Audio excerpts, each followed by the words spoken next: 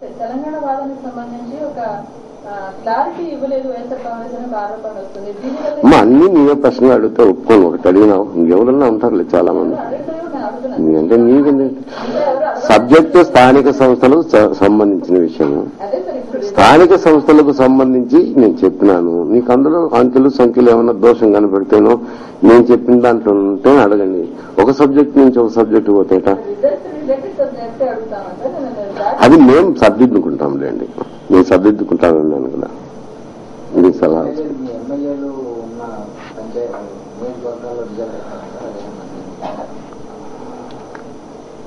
ఎమ్మెల్యేలు ఉన్న చోట బాగానే వచ్చింది. 1-2 చోట్ల కంటే కూడా 1-2 చోట్ల ఉండొచ్చు.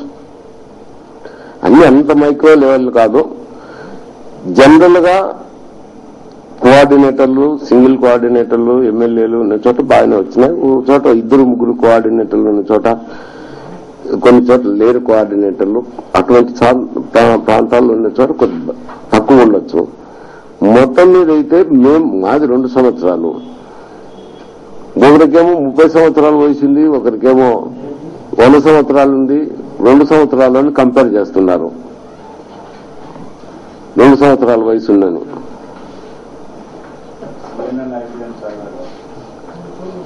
CNN, IVN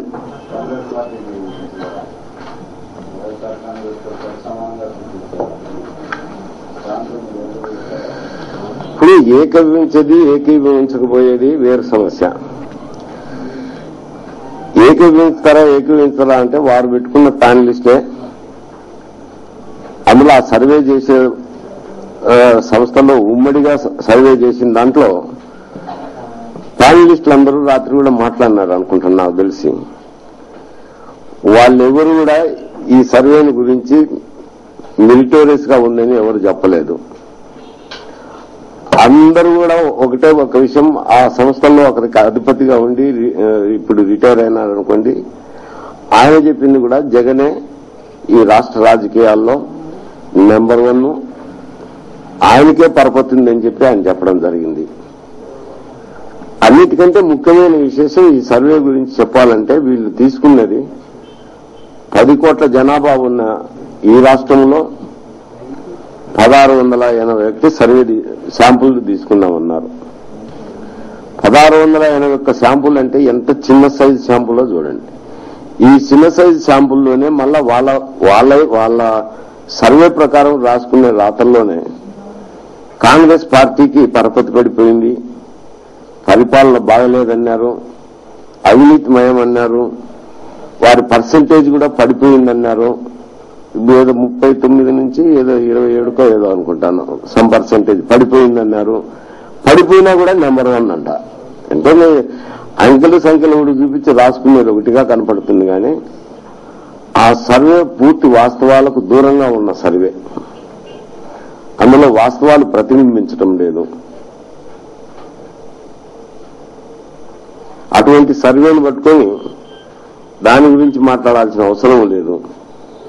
ఇంతకుముందు 42 బై ఎలక్షన్లు జరిగితే 24 ఎన్నికల్లో 24 స్థానాల్లో డిపాజిట్ కోల్పోయింది తెలుగుదేశం. వాళ్లకున్న 4 స్థానాలు కూడా కోల్పోయింది. ఎన్నికల్లో అవి ప్రతిబింబిస్తాయి. కానీ ఒక 1680 10 కోట్ల జనాభాలో తీసుకొని ఇన్ని కామెంట్ చేయడం అనేది అది సక్రమైంది కాదు. వారి దృష్టిలో ఏదో పెట్టుకొని సర్వే చేసినట్టే ఉంది. కానీ నిజంగా వాస్తవాన్ని ప్రతిబింబించు చేసిన సర్వేకి మాత్రం ఏమాత్రం కానే కాదు.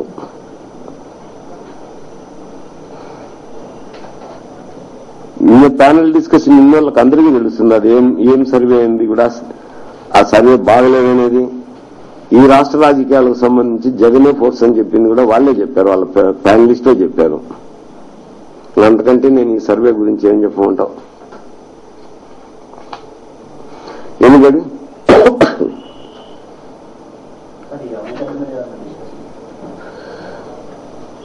అవని గడ్డ మీద మాదైతే ఒకే స్టాండ్ ఉంది. వాళ్ళ ఫ్యామిలీ మెంబర్ నిలబడి వాళ్ళు వచ్చి చేస్తే అభ్యర్థన మేరను తప్పకుండా పరిశీలిస్తాం. అధ్యక్షుల దృష్టికి తీసుకుపోయి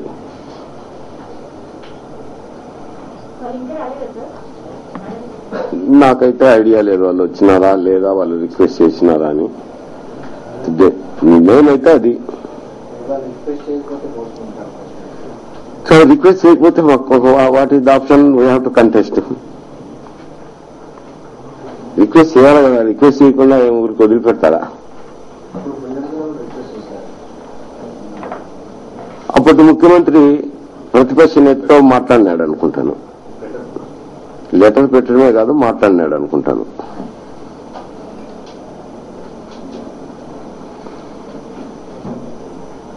వాళ్ళ ఫ్యామిలీ నుంచి కూడా ఆ పార్టీ నుంచి రిక్వెస్ట్ వస్తే తప్పకుండా ఆలోచన చేస్తాం. ఆ అధ్యక్షులు అధ్యక్షులు తీసుకెళ్ళి రిక్వెస్ట్ అనేది రావాలి కదా, రిక్వెస్ట్ రాకుండా ఏం చెప్తాను నేను. రిక్వెస్ట్ చేయదలుచుకుంటే పోటీకి మీరు సిద్ధపడినారేమో, నాకేం తెలుసు. నాకు ఆ పార్టీ సమాచారం ఏంటో తెలుస్తుంది. ఇంతవరకు వచ్చిందా రాలేదా అనేది నాకైతే తెలియదు. మరి మాట్లాడినారు.